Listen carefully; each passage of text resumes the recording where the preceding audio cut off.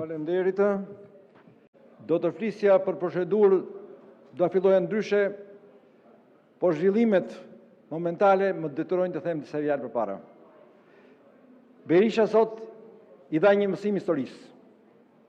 Historia mori një mësim të qartë sot, të cilën nuk do ta harrojmë kërkush.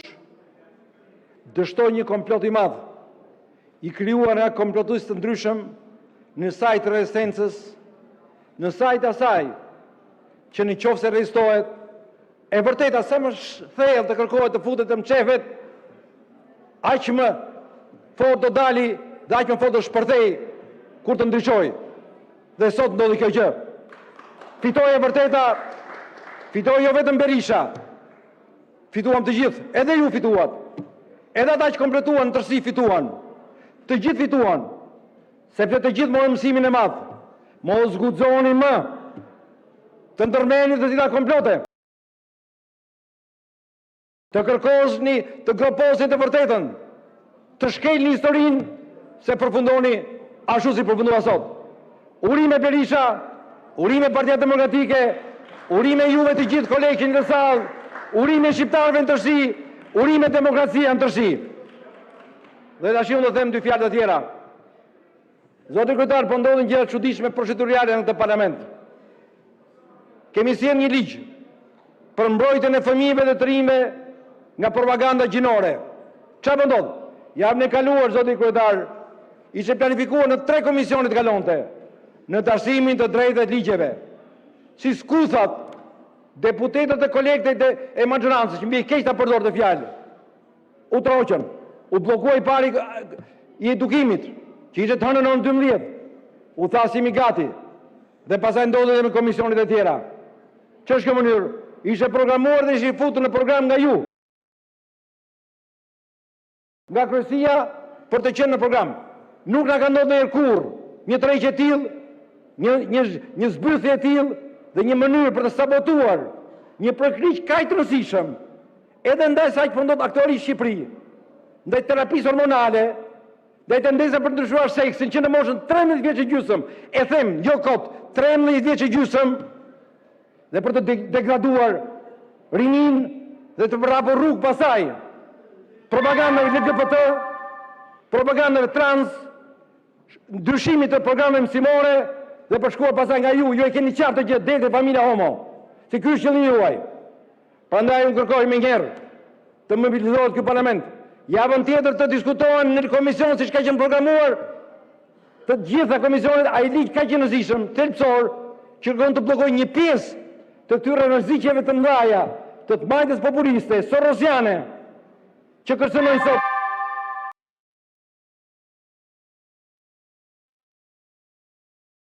Përfundoni, lutem. Gjithë ne, faleminderit. Faleminderit. Fjala për zotin Ardit Bido.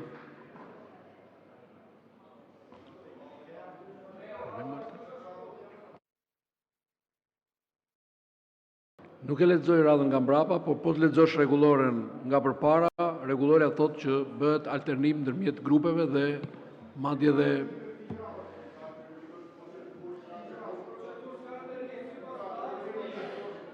Nëse nuk doni ta dëgjoni, problemi juaj. Zoti Bido. Nëse do të ishte një parlament I ndonjë vendi tjetër, do ta shihja me shumë kërshëri, edhe duke u tallur se si Marksi dhe Smithi bëhen bashkë. Dhe na thon të njëjtat teza pavarësisht bindjeve ideologjike.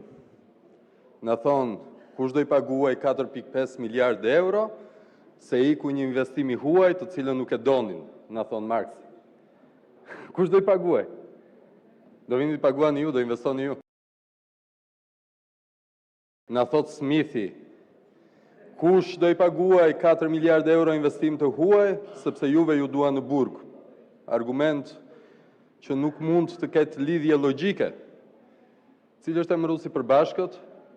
Është populizmi.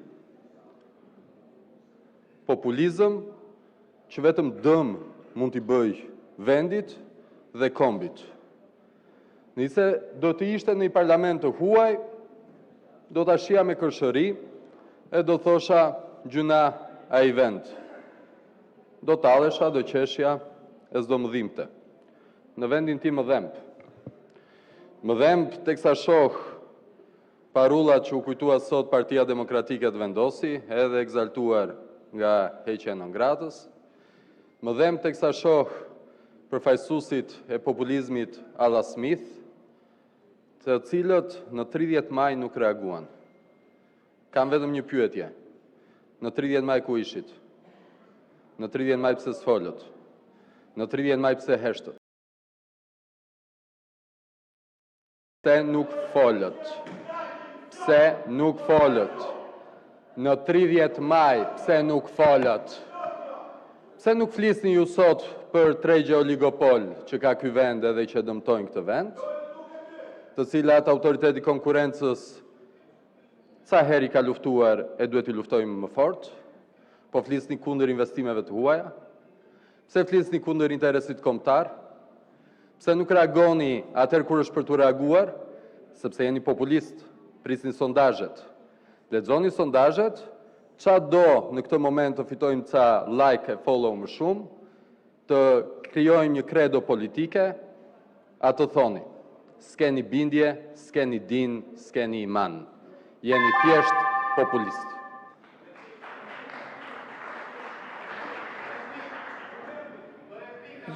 Zoti Muçi, replik.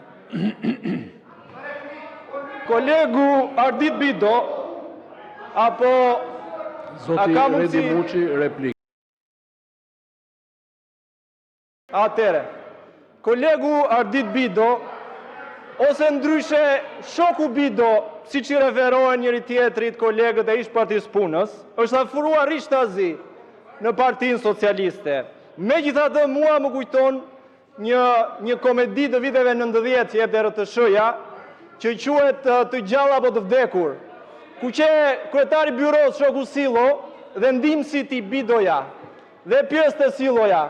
Ke qenë në këtë qafë Bido? Jo, i thoshte. Po në këtë qafën tjetër? Jo. Kemi qafa shumë Bido, i thoshte. Të shkoj jeta qafë më qafë Bido. Kështu edhe shokut Bido i ka kaluar karriera e tij politike nga njëra qafë te tjetra. Tragedia dhe komiciteti i fatit të tij qëndron në faktin që zgjodhi të kërcej në qafën e Edi Ramës, pikërisht tani që Edi Ramës po i vjen fundi. Madje, akoma më keq, Edi Rama është ai që i ka ngarkuar shokut Bido të mbrojë një kauzë, e cila është pikërisht kauza që do rrëzojë Edi Ramën. Unë shpresoj shumë për të mirën e shokut Bido që kjo realisht të jetë qafa e fundit e karrierës të tij politike, se realisht i ka shkuar jeta qafë më qafë. Zoti Luciano Boçi, për procedurë. Zoti Luciano Boçi, për procedurë.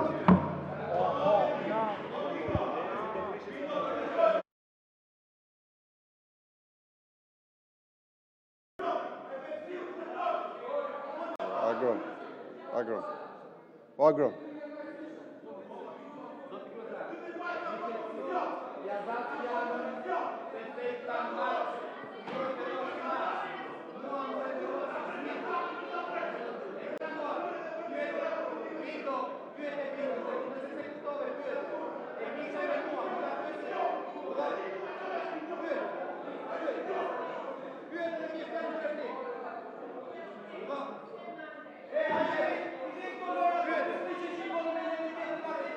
Ju lutem, zoti Sheaj, uluni.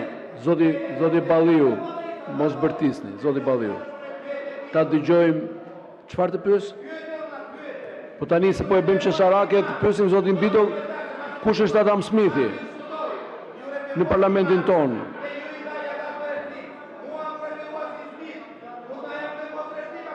Unë nuk e di që ju referua juve si Smith. Nuk mund ta di këtë. Ndërkohë zoti Muçi e mori sepse ishte me njerë mbas zotit Muçi reagimi dhe rregulloria thot edhe kur përmendet emri dhe kur nën kuptohet apo i referohet fjalës së tij. Unë nuk e di që ju jeni Adam Smith. Nuk e di që jeni ju Adam Smith. Nga ta gjej. Të lutem, mos e Zoti Boçi. Ja u shpjegova standardin. Rregulloria thot edhe kur referohet me emër dhe kur referohet fjalës të një kolegu. Ju foli më njëherë mbas zotit Muçi, ju referua fjalës zotit Muçi dhe i thash fjalën për replik. Kaq. Atëre, faleminderit.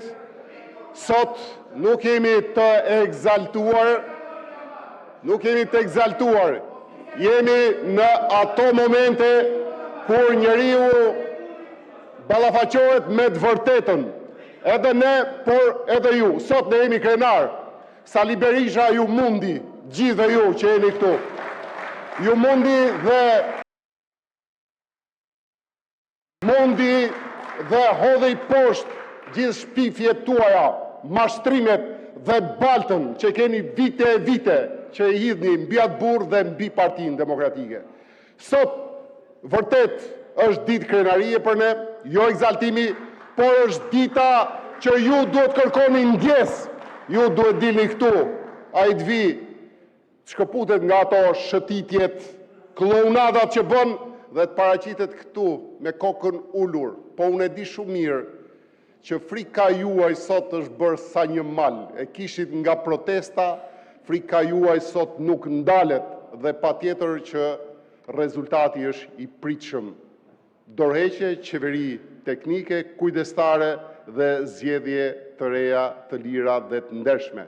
Dhe ju vazhdoni mashtroni, sepse ju nuk merrni dhe mësime nga historia.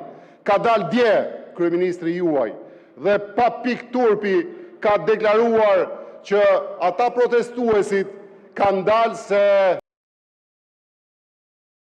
i është hequr statusi Zvërnecit. Po kush e hoqi, thot, çfarë statusi ka pasur Zvërneci?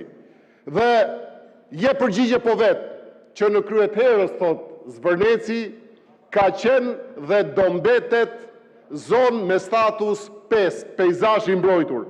Por, kush është e vërteta? Sepse mashtruat dhe reporterët e huaj.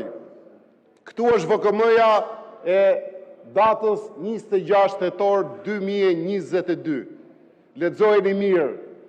Thot për ndryshimin e statusit dhe të sipërfaqes së ekosistemit natyror, ligatinor, pish, poro, nart, kur futet Zvërneci, nga rezervat natyror i menaxhuar në peizazh i mbrojtur dhe heqjen e statusit zonë e mbrojtur të sipërfaqes së paksuar.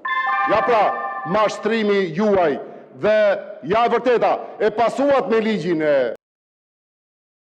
2024-s dhe madje pas kësajt nxorët dhe një VKM tjetër se nuk mjaftonte 2022-shi.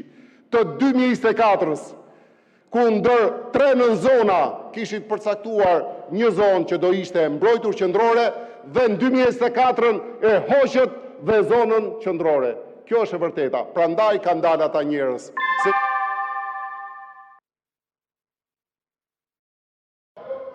Fundoni, lutem.